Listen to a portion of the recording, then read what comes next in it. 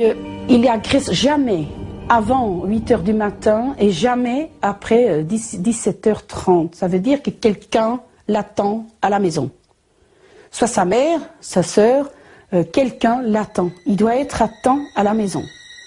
Donc à ce moment-là, je crois qu'il s'est dit, bon, il est 17 h 30, j'ai encore une demi-heure pour rentrer à Paris, il faut que je m'en aille. À Saclay, l'enquête démarre.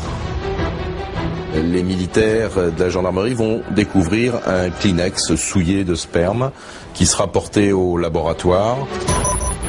C'est sur ce Kleenex qu'on parviendra à isoler l'ADN du grêlé. Au moment des faits, le témoignage de Delphine permet d'établir un autre portrait robot. Elle décrit un homme propre sur lui, ayant une certaine force physique, s'exprimant avec calme. Et elle ajoute qu'il a la peau abîmée. Elle a 11 ans, mais elle est vive d'esprit et surtout elle est très observatrice. Et elle va dresser un portrait à la fois physique mais aussi psychologique de son violeur. Elle dit de lui que c'est quelqu'un qui est rassurant, qu'il est sûr de lui, qu'il a l'habitude de parler aux enfants. Et elle va dire d'ailleurs que si elle s'en est sortie, c'est parce qu'elle a établi un dialogue avec lui.